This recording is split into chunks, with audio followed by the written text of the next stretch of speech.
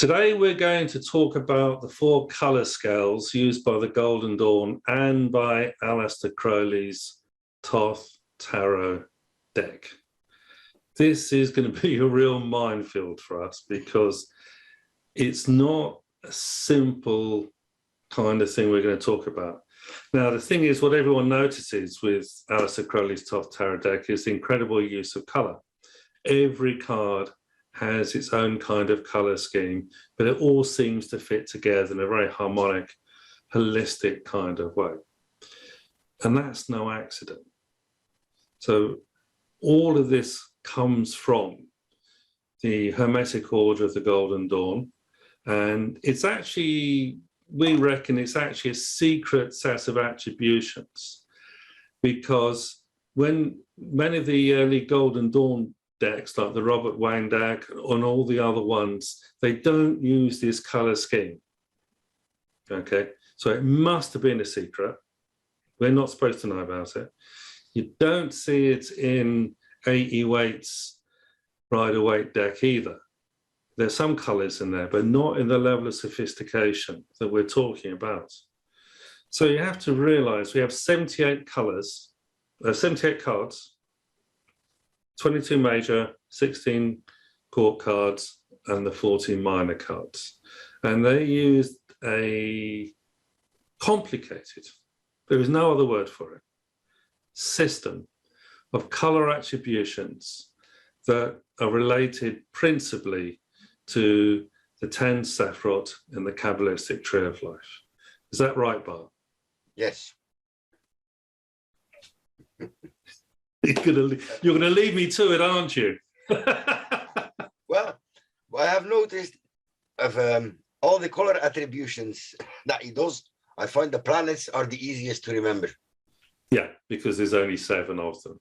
And they're just the colors of the rainbow. Yes, red and yellow. Richard of York gained battle in vain. What's the Flemish one? Raw beef. Yeah, is that it? For the colors of the rainbow. Yeah.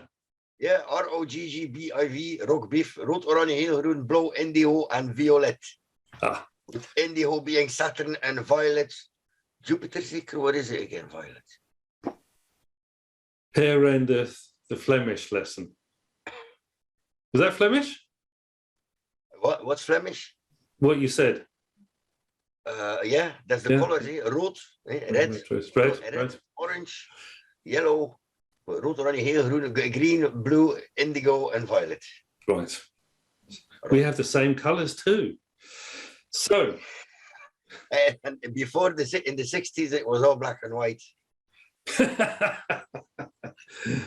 Yes. So, in Aleister Crowley's Book of Thoth, at the back page. Let me get it. Look, where have I put my book? Oh, here it is. In Aleister Crowley's Book of Thoth, right at the back on page 279, next to the page which gives the names of the tarot, the major arcana with the letters and the key scale, we have the 4 scales of color. Okay. And they're called the Knight scale, the Queen scale, the Prince, and the Princess. These are not just blatantly copied from 777, because these here only start at number 11. Yes. It is it? Yes. I told you it's not simple. Also, if we go to the Golden Dawn system, as used in, well, there are actually several kind of versions of things here. We are actually looking at Liber 777, column XV, which is 15, and it's called the King scale of color. Yes, the King scale is the Knight, the Queen scale is the Queen, the Knight, so it's the Knight and the Emperor and the Empress. And the Emperor and the Empress scale. This is all Yod Hey Vav Hey, and it's all designed to totally confuse you. There are other problems with all of this. So you're absolutely right. For the 4 colors of color, for the major arcana, it goes from number 11, which is the Fool, right the way down to 32 and 31 bis, which is the extra 2 attributions that go with the Aeon and the Universe card. Then we have a smaller table, Knight, Queen, Prince, and Princess, that goes from 1 to 10. So that clearly covers the other cards, doesn't it? But not court cards. Okay? And of course, Crowley has transposed 15 with 28 as well, because Zadie, you know, the Zadie and the Emperor and the Star kind of thing as well, just to make things a little bit more complicated. Except, so for 28, he has Scarlet Red, Brilliant Flame, and Glowing Red, which of course is the Emperor, which is the Emperor in the right place? It is, isn't it? Yeah, he's changed them over it. 27, yeah, 50. Yeah, the Emperor is in the correct place as number 4 in the text, but here it goes from 14, 28, and then 16. So you have to be a bit careful when you're looking at this, what you're looking at. So we don't have the colours for the court cards. And there's another really weird thing. If you look at the second table for the court cards, for the aces, it says brilliance for the Knight, white brilliance for the Queen, white brilliance for the Prince, and white flecked gold. And of course, that's not actually how we have the aces, is it? The aces have colours and things and stuff. So what is going on here? Well, it's a very long story. But basically, the Golden Dawn used colour in a magical way. So the colours are designed to have a certain effect. And we also have in the midst of all of this, flashing colours. That's not men with overcoats in the park. We're doing a different kind of flashing here. And flashing is actually an optical effect that you can do for yourself. You can look, what you do is you stare at a block of color, purple, red, green, from 30 seconds or a minute or something. And then you close your eyes and you'll see that image in the reverse color. That's the flashing color. Okay. Simplest way I can describe it. And there is a simpler version. Oh, look, there's the ace. So look, there's the ace. We said it was white brilliance. Look, red and blue in there. So the color scales, you can throw the book out the window because the color scales don't match these things. The tricky thing is, though, because if you look at certain decks that listen to these color scales and they obey them, but the thing with Frida Harris is, if you look at the explanation, the further you get down the color scale, the more mixed up the colors are. And this is what Frida Harris is actually applying, I think, and that's what makes it sometimes so difficult to really apply there. Yeah, because what's it gets complicated because for the minor arcana in particular, they're not actually applying those scales to the thing. So I said there are 4 sets of color scales. So we have column 15 is the king scale of color. Column 16 is, 15, the column 16 is the queen scale of color, the Hay one. Yes. And then 17 is the Emperor scale of color, and 18 is the Empress scale of color. So they represent Yod, Hey, Vav, He. And you can see they go from 0 to 31 bis on all of them. So that is the 22 paths plus the 10 Sephirot for each level.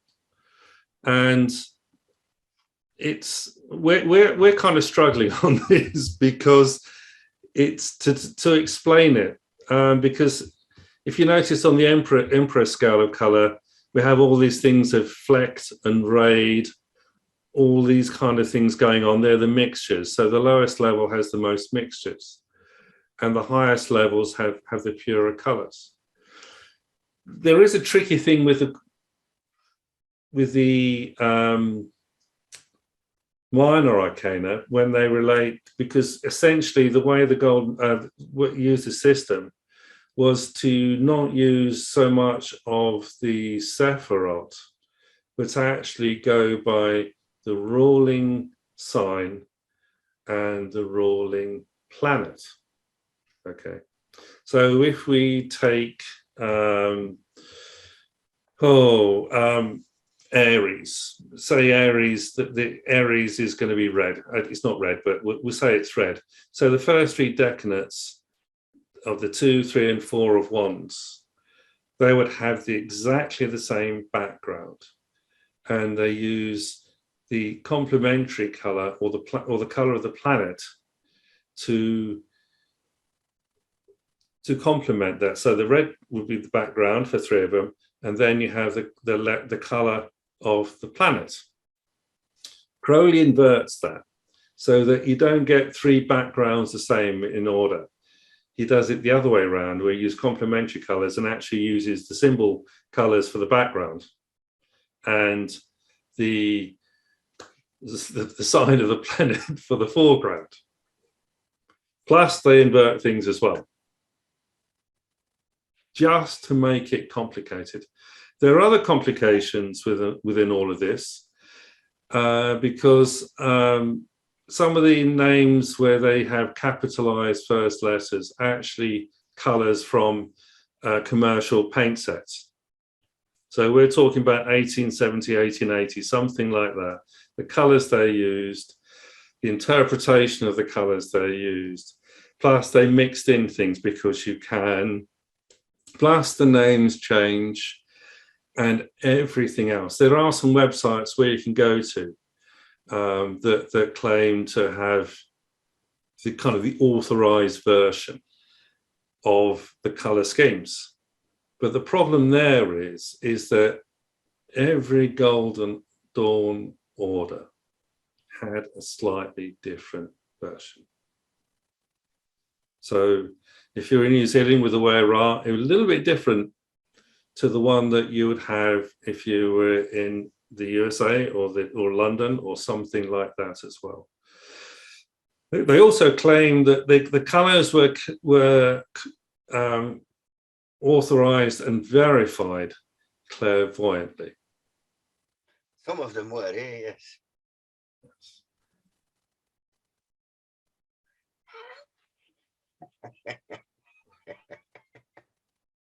What happens with people who are colorblind? Yeah, and let's not forget, look, listen, this is something, it's about the Queen scale. The King scale is transparent, the Queen is reflected. What does that mean? Well, you have a different kind of shiny paper for both, don't you? Yeah, I remember years and years ago, I used to go to my local spiritualist church as a kind of, to see what the opposition were doing, basically. And I went long enough that when I was walking up the road to go to it, I would actually kind of get this vision of the Tree of Life. I mean, these spiritualist churches, you know, the Christian kind of thing. And I would kind of get a vision, and I would see a Tree of Life. Okay. Slightly different design of each one, different sets of colors, and they would actually, and I actually learned to recognize them. Then I would know who the speaker was, who was standing on the platform for that evening. And they're actually using their own version of the color scales. It was really interesting. I've never shared this before, I don't think. So I was clairvoyantly verifying who the platform speaker was going to be, because I didn't buy, in those days, this is before the internet, so you just rock up basically, and I didn't remember the names properly, but I would actually recognize on the way. How accurate was that? Sorry? How accurate was that? Yes, it's accurate. because I actually Yeah. sort of, I used to sort of, I used to walk along and I get this vision 5 minutes before I got to the place, and I could see in my mind's eye the Tree of Life, and it was that person's version of the Tree of Life. Some were in black and white, some weren't in color, but Some they were are there. in black and white as well, eh? So basically, the Book of Thoth, Crowley's one, is the first one really that has color, that uses color. And for the Golden Dawn versions, for a long time after that, none of them properly did. So But you find a lot as well, a lot of these, you have a lot of mystical societies that where you're supposed to color your own tarot. I mean, Yeah. everybody knows which one is it? The Rota no Bota? but BOTA, Builders of the Builders of the Both have it. Egyptian. Golden Dawn used to do that as well. Yeah.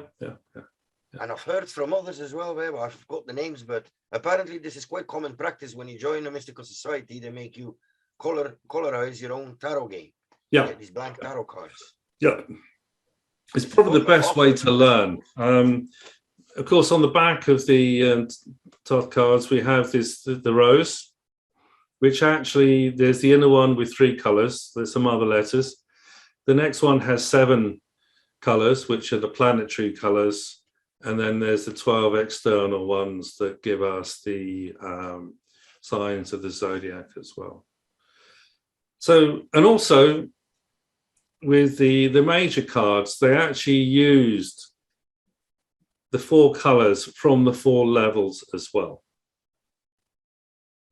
just to kind of, and actually kind of specify that this particular thing on this card would be that color, this thing would be that color, and this thing would be that color as well. It's I don't think, to be honest with you, that the version given in Aleister Crowley's Thoth Tarot is accurate either. Accurate in the sense as they probably, whatever they came up with probably wasn't corrected in that table either. Or do you think they still kept some things from us? Yes. And nobody reads the appendices at the back except sad people like us. It would make sense, eh? There's a real secret of about using the energies of colors that still I don't think has been revealed to this day. Basically, the fact that the Golden Dawn would they produce tarot decks with the symbolism on there, but they wouldn't actually include the colors. Tells you something. But you can, lately, the last years, you notice that science is discovering that too. You hear more and more people where they're healing through colored light. Color therapy. Yeah. I think there's an interesting thing, because you have to be a little bit careful, because what you're taught in color therapy isn't necessarily going to match up with the intentions that the Golden Dawn had with all of this. You got to be a bit careful. It's not a simple kind of thing that's going on here. And also, I think there's an artistic integrity that goes with this. With Frida Harris and Aleister Crowley, they were both artists. And they probably came up with a color scheme for each card that worked. Not necessarily, and we do actually know, because actually Crowley says for the universe card and for the full card, he specifically says he changed the color scheme for them, and also for other cards as well. So this is using color for an effect that's going on here. So there we go. This is we'll have to come back to this at another time, I think, and maybe go through some of the cards, because it is a fascinating, interesting thing, and we can go through many directions on this, including how you generate the sets of the colors as well, which is a complex process. Well, you know what I liked, and my son is 18 now, he's too big. But when he was a little boy, and he was always, when I was reading, I was playing with me cards, he used to sit with me a lot, he liked it, he found the beautiful images. And I just used to take, you take a card and you show it to him as being a little kid, and you say, "What do you think this card means?" Then you listen. It's interesting to see the effect of the images on kids who can't read and who don't know anything. They can just tell you the general atmosphere that they get of the card. Frida Harris actually did that with the Two of Cups love cards for a child.